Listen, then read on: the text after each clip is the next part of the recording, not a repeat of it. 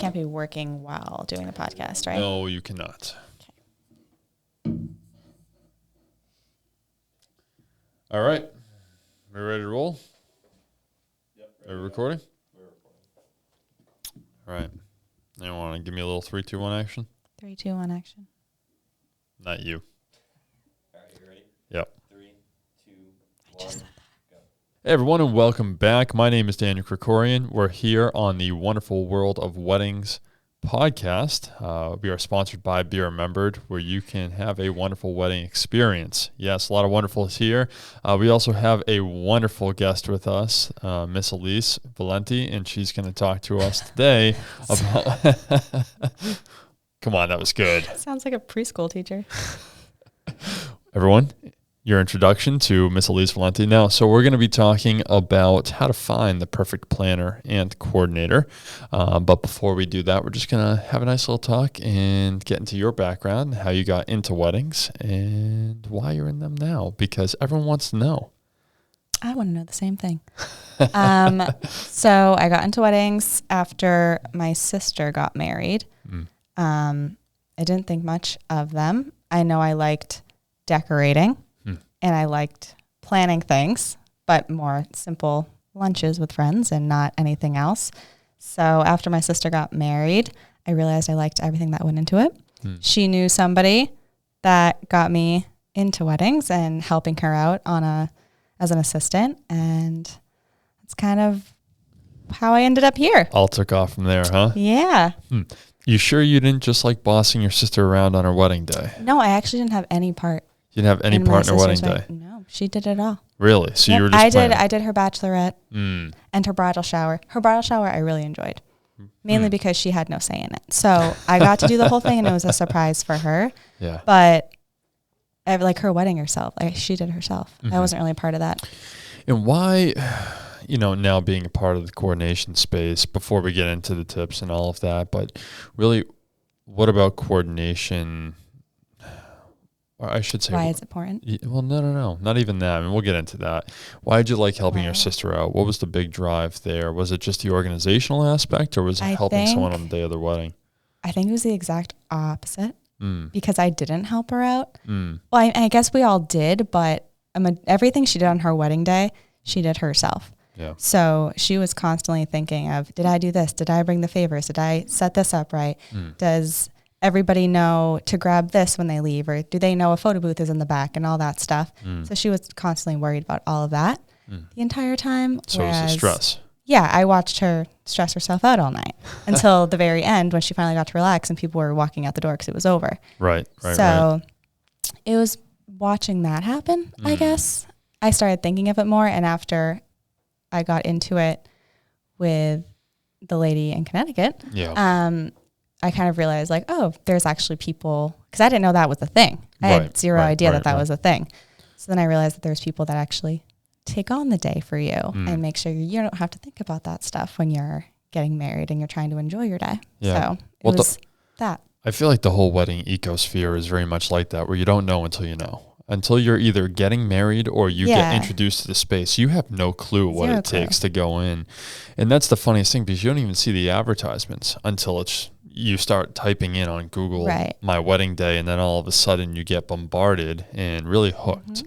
But it's only for 24 months of your life, and then it's out of your life all over again, which is really quite odd. Your photos, how you enjoy them, etc. I mean, once that's kind of done, they're just a photo on the shelf that someone took. It's not like, this photographer that I went and found, did all this research for. You don't remember that. You remember that photo. And I don't even know, and I think this is why coordination can be so underrated. I don't even know if you technically remember the coordinator or the planner. You probably do. Well, she was from the venue. Okay. So that's the other thing is people will promise, we have a in-venue coordinator. Right. But they don't do as much. Well, they're looking out for the venue. They only care about the venue and what the venue can do and making sure what the venue offers to the other vendors. That's all they care about. They don't care about any of the other details. They don't. Sure. They make a very vague timeline. They do the bare minimum for everything else. They just make sure the venue's okay and everything that's involved with that. So I have to ask, did the sister's wedding go well? I mean, as much as I can remember. I had to make a speech, so had a lot that now I forget. But yeah, I think it went well. Yeah. I was told it went well. I was told it was a nice wedding. Did she ever regret not having a coordinator? Oh, yeah. Yeah. Yep. Yeah. Definitely. And that's what we find here too. I mean, all of our studies are now pointing to the fact that, it's the most regrettable service, planning and coordination. And I understand it's usually a you don't big know budget until item. It's over. Right, which that is terrible. You needed someone. Yeah, exactly. Because you can tell somebody day in and day out, you need somebody there to run your day. And that person's say, no, I'm going to save that money and put it towards my vacation or something else. So it's a hard battle to convince people. Right. And it's also tough too, because it's a lot that happens behind the scenes. Mm-hmm. We have a lot of coordination jobs here. And so actually, why don't we get into that? Why don't you tell everyone what you do here at Be Remembered? Everything? Just about everything? My hand dipped in a couple things. But I guess one of those buckets is coordination. Yes. I do plan and coordinate things. Mm-hmm. Yep. What else do you want to know about that? Well, I need the questions. Oh my God, we're gonna have to cut this somehow. But yes, no. So you do a lot of coordination here for a lot of couples. You've been on site. You've dealt with multiple venues, and that's just speaking from some of that, personal experience with venue coordinators as well, where you've shown up, and some have been very, very insightful and helpful, and others not so much. So I know usually get the not so much ones. Yeah, and that's, I think, one of the tough things to explain too is it's the tasks that clients don't know about that coordinators do that I find to me to be the most saving on the day. We had a customer say, I didn't even see you guys all day, and it's like, yeah. And they're like, well, we had no problems. No, it's because you didn't see us that we had no problem solving. Yes, yeah. The entire time. Yeah. Oh, yes. So I know that's a big part, is being behind the scenes. And again, I think that continues to go to the part of, that's why people don't realize its value, because it is so behind the scenes. If a wedding goes right and you've hired a coordinator, chances are you shouldn't be seeing most of them, and that's a successful day, because they didn't walk up to you and say, hey, we're having this problem and there isn't a solution. They went and they just fixed the problem. And that's one thing that we've had here where, we've had customers find out about problems, and they've said, hey, there was this problem, and it's like, yeah, we know. Oh, why didn't you tell us? Well, we solved it before you even needed to know about it. It's a lot of taking control of certain situations, because for example, at a venue I was coordinating at, they had their own coordinator there, but the ceremony was supposed to be outside, this whole beautiful thing. There's dogs involved and all that stuff, so it had to be outside for it to happen. But the weather was gonna storm that day, all this stuff, and the coordinator from the venue had to make the call 2 hours before the actual ceremony because of setup time for everything outside and whatnot, and bringing everything inside. But I had said, we need the dogs.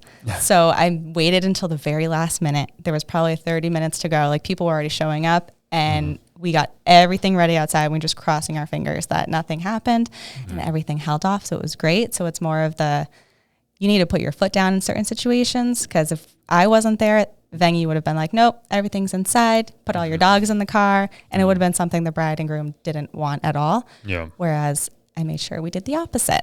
So we stuck it out, and everything was fine. Everybody got to go outside. Dogs were there.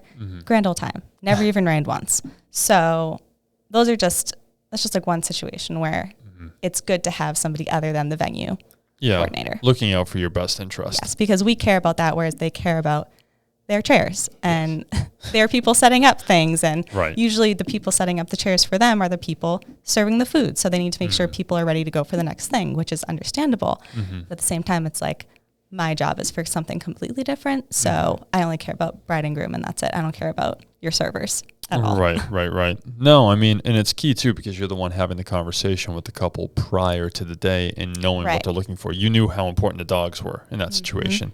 The venue does not care about the dogs. No. Yeah. No. So, I mean, that's a big part of it. And I think too, as we get into these times where the economy isn't in the best, coordinators, I feel like, again, because the job is not understood in a clean way. And so helping people, and that's what we're really going to do today, is just help you understand what they can do for you, what you truly need them for. Because I also feel like there are some coordination tasks that don't need to be done, or maybe you can have someone else help with. And so don't expect a coordinator to do certain things and what you should be looking for. And I think that's a great advice for couples as they go through this ridiculously unguided tour of their wedding day and how it should be built out. So hopefully we can kind of separate the wheat from chaff and understand what we can do best here and how that all works. But just one more thing, because we'll get into that in the next section. But what would you say is the most important thing that you understand from a couple's perspective? Like when you meet with them, what are you looking to understand from them? Like what should they be telling you? I don't know if it's just one thing. I know, I'm sure there's plenty, but you have to look for what their vision of the day is and make sure it's doable. Manage expectations. Usually, you have to manage that. Sometimes they want something extravagant, which we could pull off, but they don't have the budget for it. So you have to kind of bring them back down to reality and be like, no, like this can't happen. Well, we can make it a cheaper way, this way. So you have to see what their expectations are. Also their personality. You need to know if you're the right fit for them. So it's like if they want communication with you every single day, updates on everything, that's something you need to know before working with somebody. Same with the couple. They need to know, is this person only going to talk to me once a week or once a month or whatever it is? And that's a big deal for people. That sometimes turns them completely away from coordinators. So and I think that can be kind of sorted out just when you're talking to them. And that's like the first conversation. So that's how you just get to know the person. Yeah. And basically my thing is you have to, like, if you can see yourself being friends with this person, then you're a good match for them. If you're clashing from the moment you get on the phone, it's not going to end well for anybody. Yeah. Because no one's going to the planner's not going to want to work with you. You're not going to work with the planner, and it's going to be just a bad result. And I feel like it's so much more involved. The work of planning and coordination, it is that friendship. It's that, communication. And I think that's why the price point tends to be where it is, because there's so much more involved. And you never really know what you're going to get either, too, in terms of, we've had so many couples that don't know what they want. And then as they figure it out, it is just a complete plot twist. And you're dealing with that the entire time. And that's something that, it's tough though. How do you tell a customer or anyone who's reaching out, what they want before they know it? I think that's just such a big mystery. Really do that. Yeah. So there's so much give and take. So you just have to kind of hear what they have to say and just hope that that's what they mean. And if it's not what they mean, then you're in for it for the long run. But I mean, you figure it out. You just try to do whatever is in the best interest of them, while also not trying to kill yourself at the same time. But you just figure it out. That's what kind of we just figure it out. We make sure things are good for the couple, and no matter what we have to do to get it done, that's what we do. No, absolutely. And there's so much to be had to build up a wedding day too, and to go through those contracts and to go through everything. And we're going to get into that next segment of like what you guys are actually doing prior to the wedding day, because that's a big piece. So I think if we go into what we're doing prior, and then after that we'll go into what happens on that wedding day and what tasks you should be looking for, we can really kind of dive deep into it. Yeah. Okay. Sounds like fun. All right, guys, so we'll be right back here on the wonderful world of weddings with wonderful Elise Valenti. That's her new name now. You. Yeah, you like that? That's cute. So, guys, we'll see you back here in just a few. Hope to see you soon. Hey, everyone, and welcome back. My name is Daniel, and you're joining us on the wonderful world of weddings, brought to you by Be Remembered, where you can create a wonderful wedding experience today. And I am joined with Elise Valenti. She is our GM here at Be Remembered, and I will introduce her a little bit better this time. She's our GM, but she also has done coordination planning. She's really involved with everything, customer relation, etc. And so she's quite the person to talk to. We've been having a conversation about coordination and planning, specifically what people should look for in a coordination and planner, and kind of peel back the layers of what they do. And then next week, we're going to be joined with Kylie Queisner, who is really our head of planning, and she's going to go through everything, what to look for, the booking process. She's also ran our sales, so she really understands what you should be looking for in terms of contracts and everything in between.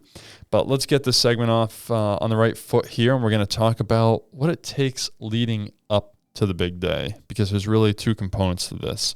It is the coordination, the planning prior, and on the day.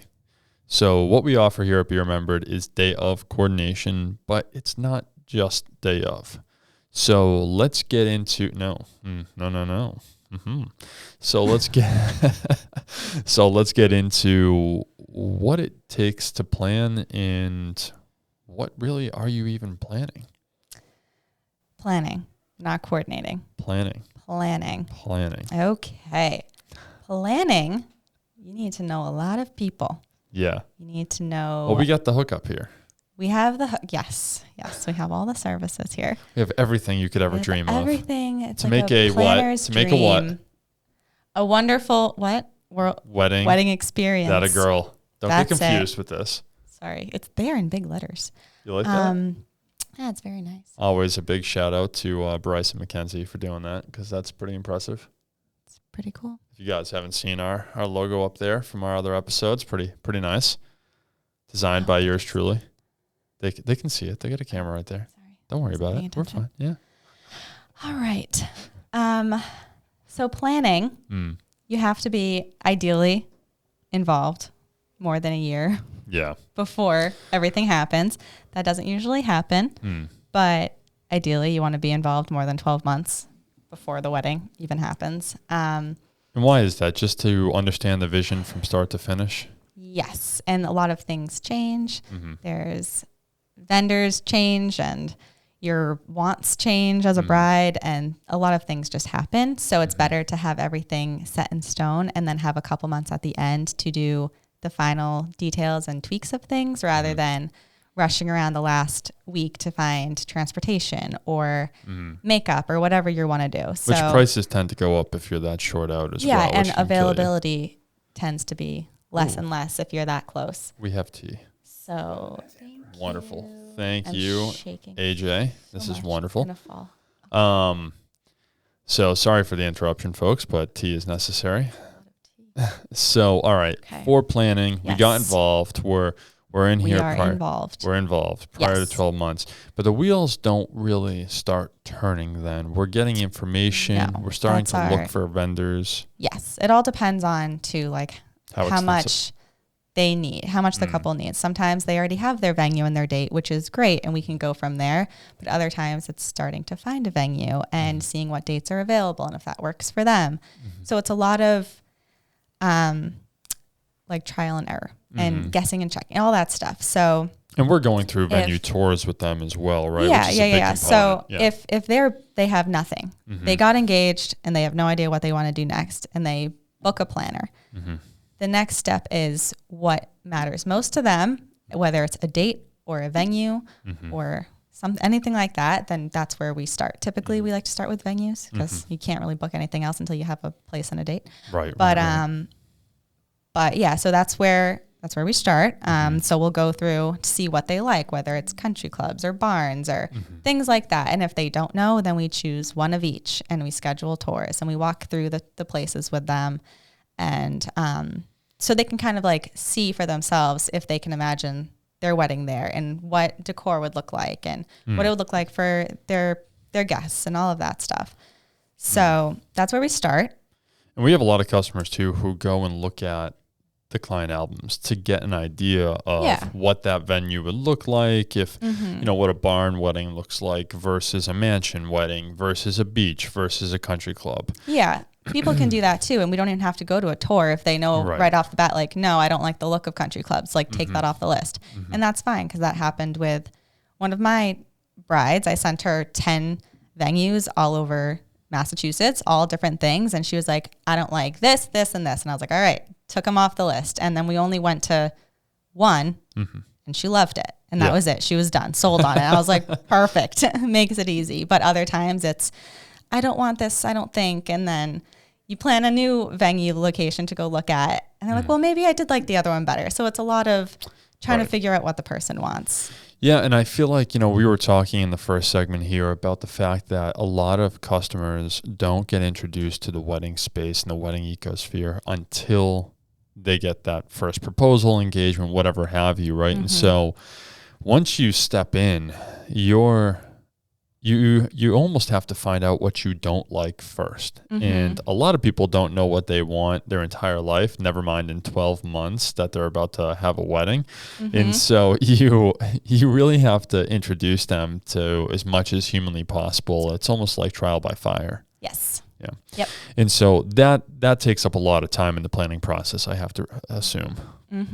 Yep. The convincing too of things takes some time. And just being a part of that communication process and saying, okay, you don't like it. Why don't you like it? Okay. And just trying to figure out like the thread to pull, like, okay, this is exactly why this person doesn't like it. So you know to steer clear of those things. Right. Whereas sometimes they could say, I just don't like it. And you're like, but why? So you have to figure out if it's the state, the town, the person in charge, or like the price. You have to figure out what exactly they don't like, because sometimes they get so stressed that they don't even know why they don't like it. They just say they don't like it. And it's your job to take away that stress. It's our job to take away that stress, yes, and figure out what not to give them as options for the next one. So, yeah, it's a lot of communication and trying to understand the other person, which is why the initial phone call is so important. So if you have red flags right off the bat and you're clashing, then it's not going to go well. So you have to be able to talk to the other person and be able to take certain feedback and work with them so they're more comfortable and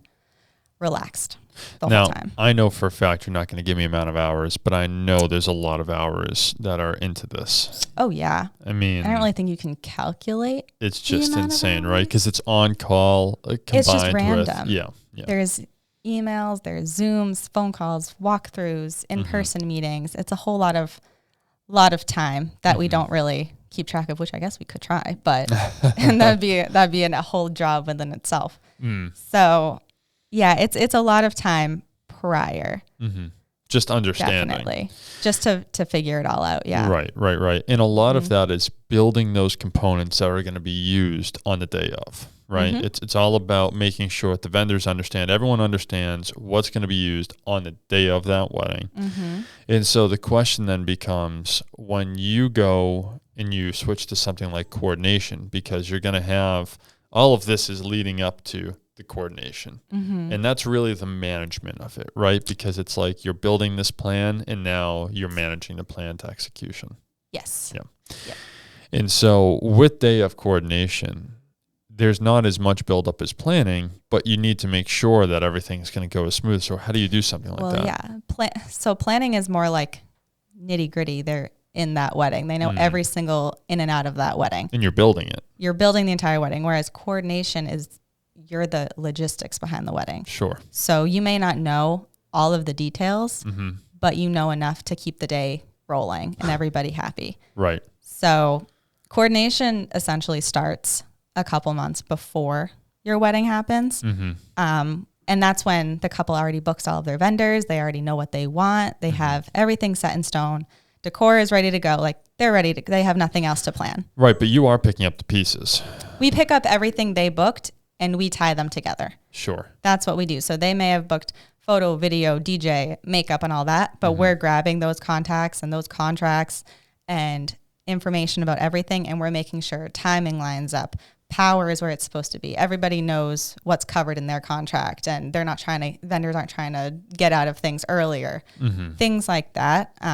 That's what we're in charge of. And guest accommodations. Like we have to make sure guests know where they're going before we even meet them. We have to, if they're at a hotel, then we have shuttles ready to go back and forth for them to get to the venue, or there's like allergies, things like that. Like we have to know about, because all the vendors, once they see a coordinator on site, they come to us rather than the bride and groom. So we have to know everything about the wedding itself, the people, the vendors, the decor, all of that, animals when they're involved, all that stuff. Well, that seems like a perfect transition then, because we're going to take a quick break, and when we get back, we're going to talk about what happens on that day of and everything you do from both the planning and coordination side. Oh, yeah. Yay. So join us right after these commercials to go ahead and talk about what to expect on your big day and how it all gets done. Thanks, guys, for joining us. We'll see you back here in just a few. Hey, everyone, and welcome back to the wonderful world of weddings. My name is Daniel Krikorian. I'm your host here, and we are really happy to have you. We are talking about coordination and planning and how to find the right one for you, some tips and tricks about booking, all that good stuff. Next week, we're going to go into a deeper dive into the booking process for both planning and other services. We're going to have on Kylie Kweisner, but in the meantime, we have on Elise Valenti. The wonderful Elise Valenti. I know, a lot of wonderfuls here. What happened to Miss Elise? Miss Elise. It's been a variant. But yeah, no. So we have this person on. I'm just a person. Just this person. I don't do anything. So she is Be Remembered's GM and also the head of coordination. So she's done quite a few coordination jobs. And she looks at me, and we're going to go deeper into day of coordination right now. The last segment, we did talk about how really planning is building that foundation, building the day, working with that customer, spending countless amounts of hours, understanding what their vision is and how to execute it. But then coordination, correct me if I'm wrong, pick up the pieces of what the customer built for that house, and now they're going to go ahead and execute. So is there a difference, once we get to that day, is there a difference between your planner and your coordinator? Not really. No. Because your day of coordinator is just executing your planning, vice versa. Right. Yes. I just want to make sure to clarify this for everyone. So your day of coordination is really built into your planning package, but your your coordination package does not have planning. Does not have a planner. Right. No. So as coordination, as we were just talking about, you're picking up the pieces from what you two have built, checking in with vendors, making sure vendors are ready to go on the scheduled time. Contracts are good, etc.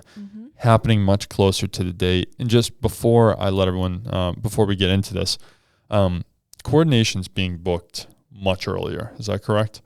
I'm sorry, much later. Yes. Much later. We would appreciate it if it was booked earlier. Yes. But it's not half the time. So, a coordinator doesn't come into play until 2-ish months before your wedding. So and that's about when they're getting booked, or when are you? That's when we start. That's when it's like to work with the couple. It's 2 months before their wedding. But some people don't realize that they need a coordinator until a week before their wedding. And that's just a lot of cramming. Yes. So it doesn't help anybody to wait that long. But yeah, I would say book as soon as you can. But you do have time. You can wait until 3 or 4 months before your wedding if you need to. And so we have this here, and I've noticed this too, and we'll get into this more with Kylie, so don't feel like you have to go deep dive here, but we do have 2 options, your partial planning and your full planning. And I guess this really is a better question for Kylie, but is it just an extension of your coordination helping to build the last few pieces of the house, but the house has really already been constructed? Partial? Yeah. Yeah, I feel like partial planning is you have the house, but you need to put the doors and the windows in. Right. So it's like you have most of it. Yeah. But there's a couple things you're still hoping to find. The venue's booked, the date's booked. It's more of the style's booked. Yeah, I mean, in an ideal world, it's like the makeup of the wedding, like the people you don't really need but you want there. That's what partial planning is. Was that a burn towards makeup? No, no. It's like, do you want a traveling bartender in a cute cart, or like a photo booth type of thing, or like smaller things that aren't necessary for your day, but you wanted there. I also find that people who are having trouble finding vendors, partial planning is great for, because we can offer them that hookup here. Be remembered. Yeah, we have lots of recommendations. Yep. Okay. All right. So we did all that. We're on the day. What are we doing? So now we're coordinating. This is strictly coordination. I wasn't a planner. No. I'm not anything. No. Okay. So if I'm your coordinator, 2 months before your wedding, I'm contacting the bride or the groom or whoever it is and asking them for all of their vendors information, their contracts, Yep. all of the stuff that they were sent from their vendors, I now need, and I need to look at them. So once that happens, I review everything, hours, cost, what they require on the day, because a lot of bands are very needy and they need certain things, and you need to make sure you have that for them, or else they won't perform for you. So that's what we do. Are we talking like all the everything. blue Skittles? Is that what we're The talking? what? All the blue Skittles? Never had that request? I'm not following that. No. What is a blue Skittle? The blue Skittles. I don't like Skittles, so I don't know. The blue M&Ms. I love M&Ms. I know. You got to But- pick out all the blue M&Ms for the band. It happens. Yes. Continue. Okay. I get it now. Okay. I'm following. I guess I'm not that funny. No, you never have been. So the yes, you just have to. You're reading everything, because sometimes the couple either they don't want to deal with it, which is fine, or they miss things. So that's what our job is, to make sure we know every single thing about the vendors. That the I'm vendors. going to take away your wonderful title. You already did. You forgot to say it the first time. I don't care. Continue. But we're just tying everything together. Yeah. So any details that the vendors need for the day of, that's what we do. So the couple doesn't have to worry about it. We just make sure we read everything. We come up with, hey, your band and your photographer need this, this, and this for the day. We make sure it's happening. We coordinate with the venue or wherever the wedding is. We make sure power is good to go.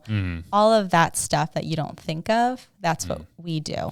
But on the day of, Yes. walk us through the execution. What's happening? The day of. The day of. We show up, and depending on what you have, we set up your ceremony or your centerpieces, your welcome tables, all of that. And we typically have people setting up, and then we'll have a person with the bride to make sure that she's on schedule with hair and makeup, and photos are being done, or we'll have somebody with the groom going back and forth to make sure he's all set.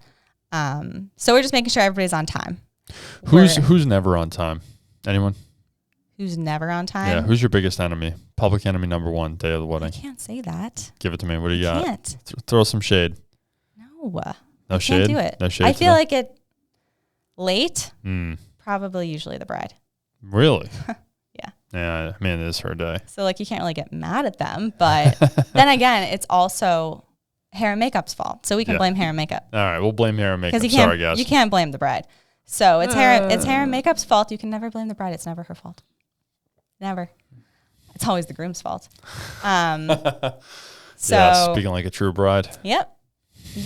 So yeah, day of, we're setting up, and we are the point of contact for all of your vendors. So they're not calling the couple for anything. Right. So if they're confused as to where they're going, they're calling me or my assistant, and they're like, where are we? Where do we park? We tell them everything they need to know about parking, setting up, all of that good stuff that couples don't want to deal with the day of. That's what we do. And then we make sure everybody is on time. So we'll make sure guests are in their seats before the ceremony, officiant's ready to go, photo and video are ready for the next thing happening. So that's kind of what we do. We have a timeline. We make sure everyone's following the timeline. We always send our timeline out to our vendors, so we're all following the same one, and we send that out prior, so that way if they have any issues, we work with them to make sure everybody has enough time for whatever they need to do. Right.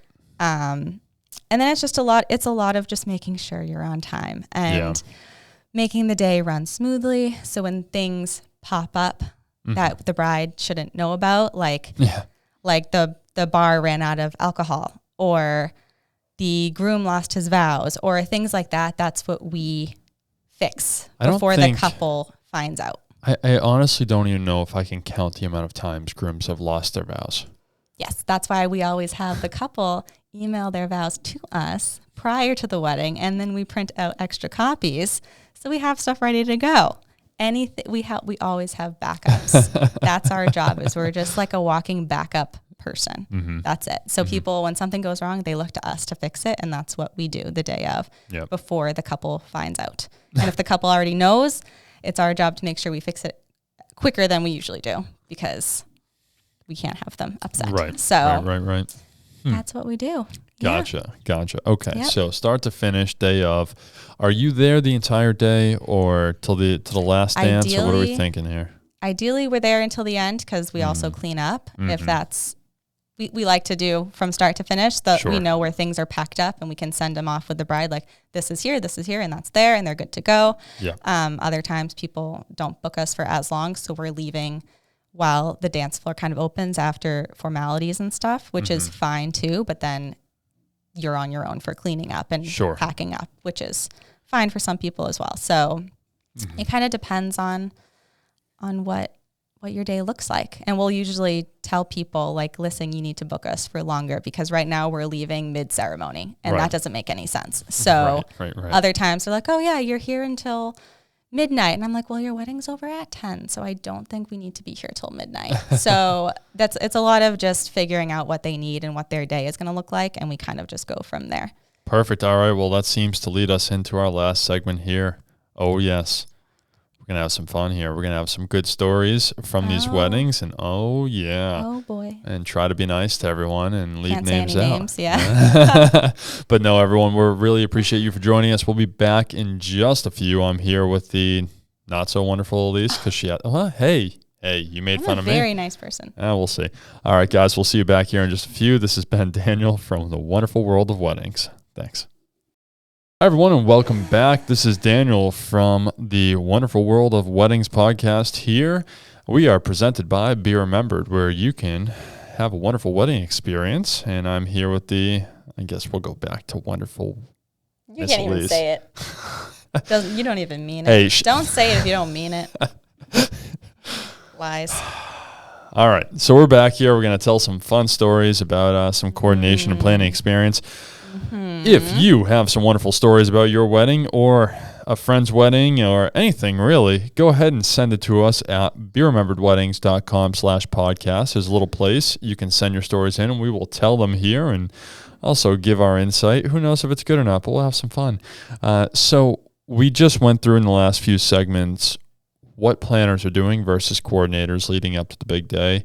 Especially a day of coordinator where that commonly gets mistaken for more planning aspects. But really the way it goes is you have your full planning, which is going to build that house. You have your partial planning that's really going to decorate your house. And then you have your coordinator, your day of coordinator, who's going to run that house. Sounds about right? Yeah. Yeah, we'll go with that. All right, fair enough. Sounds good. Yeah, you like that? All right, so that's how we break it all down. But we are in the mood for telling some stories because there's always stories. I don't think I've ever been to a wedding where there isn't some type of event that makes me remember it. If I haven't, you've done well. Yes. So, Miss Elise Valenti, give us your story.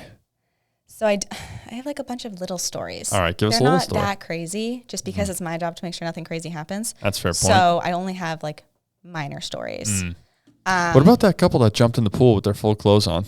Well, that was just fun. I know. That was cute. Actually, the photos they were were just great. done with it. They're like, well, we're over. So wedding's done. Let's just jump in the pool and we'll go on with our night. Do we recommend this for other couples? I mean, if you don't care about your dress, go for it. I mean, that too, but then you're wet for the rest of the night. Well, it was at their house, so they went inside and changed. All right. Fair enough. And if you're prepared, you had a planner that would tell you to bring a change of clothes, then you'll be fine. And you can jump in wherever, in the ocean, in a pond, do whatever you want, as long as you can change. I feel like, yeah, but there's kind of a problem here. Pool, you have chlorine. Pond, you have fish. Gross. Well, just like algae. Nasty. And then you could have seaweed and sand that has to be tough to get out of a dress. Yeah, well, it's a bad experience for all of them. That's but it just point. Depends on what you're looking for. You could just have like people have a fake toss bouquet for that so they can keep their original. You can have a jumping in the water dress.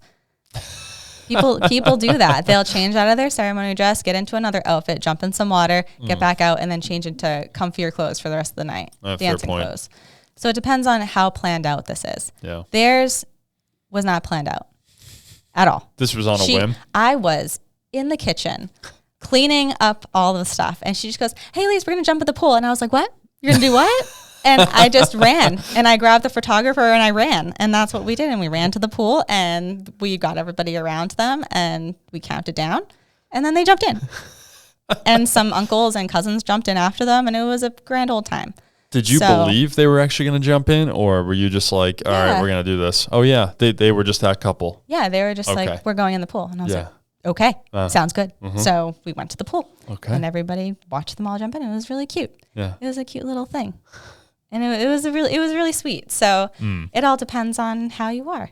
Fair enough. You can't really plan that, and you can plan it out, but it's more fun if you don't. So yeah, that's true. you can plan to bring a change of clothes, but don't plan out if you're doing something or not. Okay. Just always have little tip. extra clothes. Yeah. I always have extra clothes. You gotta just have a little. Yes. Anyone in this office knows that. Yes. Yeah. Lots of outfits. So yeah, that was a cute thing. Okay. That's unconventional, cute stuff. Little tip too in there too. That's a good job. Built that right in there for couples. You got to bring an extra set of clothes. You got to be ready for anything. Don't prepare, but have a little fun. Yep. Boom. Yep. And by having a coordinator, I got the photographer there so they could see that moment on camera. There we Very go. cute. Shameless plug, everyone. Shameless plug. There we go. I also had the one at my couple's wedding this past year where I had to find a dog sitter. And there's supposed to be 2 dogs at the ceremony, which is fine. Everybody has dogs at ceremonies now. Right. It's very cute. But the venue didn't allow dogs inside. So once the ceremony was over, dogs had to go. So I found a dog sitter on Rover, very nice lady. It all worked out well. I was talking to her the whole time. I was like, all right, ceremony's almost over. Are you here? And she goes, yep, we're right outside. This is great. And then after the ceremony, the couple comes up to tell me that there's 4 other dogs here that also need a sitter. And I'm like, well, the dog sitter I have only accounted for 2. So I don't know if she can take 6 at this point. That's a lot. So now I went into problem-solving mode while the couple went on a golf cart and went about their day thinking everything's fine. And I was going back and forth with the dog sitter trying to figure this out. And then finally she's like, we can do it, but we need multiple trips. And I'm like, okay, whatever you have to do. Charge the card, do whatever, but you got to get these dogs out of here. So it ended up being fine. But that was a long 30 minutes of, am I going to have 6 dogs in front of me all night? And am I standing outside or having my assistant stand outside with dogs? Am I the new dog sitter? Or are we going to find somebody to figure this out? So right. That was fine. It was a lot, but it was funny. I just remember showing up and like, this is more than 2 dogs. And they weren't like Chihuahuas. They were full on dogs. They were huge dogs. Was that big fluffy white dog? Yes. Oh my God. You had 6. There were 6 dogs. They all came and sat in the ceremony chairs. Oh my God. They were like they loved dogs. That must have been a cute picture though. No, it was super cute. Yeah. You got me in the photo too because I was on the side with the dog. That's right. Waiting to be called up for rings. Oh yeah, Ziggy was the videographer that day, Yes. right? Yes. Yep. Yes. She conveniently cut me out of all of the clips, which I was a little sad about, but I wanted to be in it. But hey, yeah. we were just talking about how you're supposed to be behind the scenes. Come on. No one's supposed to see me. I know. I did my job. She did her job. Nobody knew I was there. They just saw a dog walk up with some rings, and that's all they knew. They didn't know I was petting the dog, cleaning up its poop, all that stuff in the background. Nobody knew. Just me. Just me in my hair-filled dress. Oh, my God. Because that's all I had. Do you recommend dogs at weddings? I mean, Was that whimpering? I love my dog. But you really have to know your dog to see how they act because my dog would go psycho at a wedding. And I think even for engagement photos, just to throw those in there too. You have to have somebody there to watch the dog. You do, but I even have these times where couples are disappointed that not all dogs look at the camera at the same time. Well, and it's yeah, like, you have to know. Like for that wedding that I was working at, their whole vision was to have their dog run up without a leash, deliver the ring, sit down, like look at them, have this moment, and then run back to me. And we tried that during rehearsal the day before, and it wasn't going.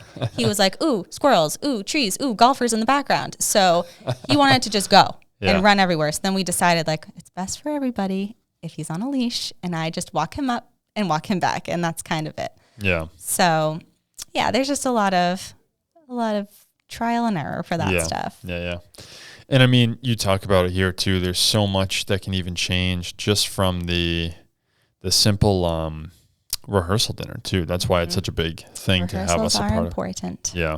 Yep, that's something we didn't even touch on too, but the day of coordination, planning, any of these really need to have that rehearsal dinner because there's so much going on there. You meet everybody involved in the wedding. You run through the ceremony so people know when they're walking because people in the wedding party always get nervous. They're like, when do I walk? How do I know where I'm walking? Where do I stand? And that's kind of that's when you go over everything.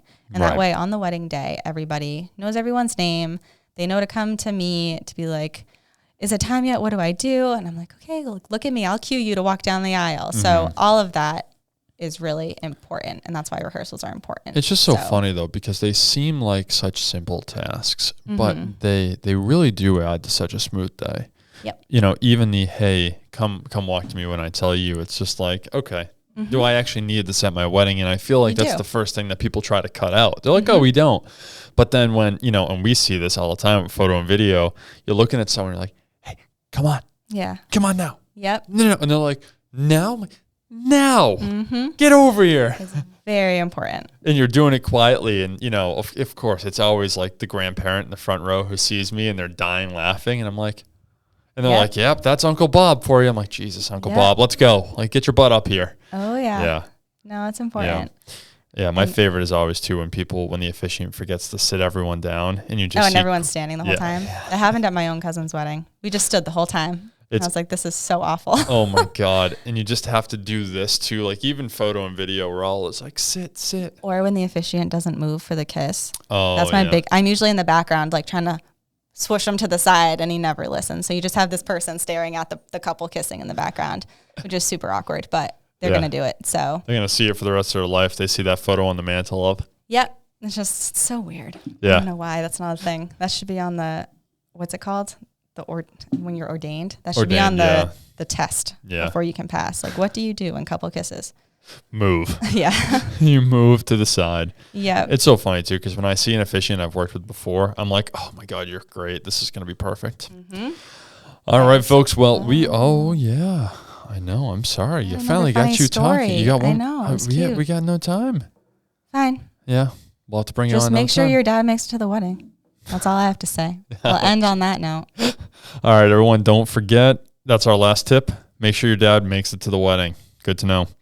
All right. Well, thank you very much for joining us. I hope everyone got some good insight here on the wonderful world of weddings. And again, if you have any good stories for us, please go on berememberedweddings.com/podcast. Go ahead and share them with us. We'd love to either help if you have a question, if you have a story, whatever have you, bring them to us. Let us know. We'll bring on the right people. We're always looking to bring on more and more people.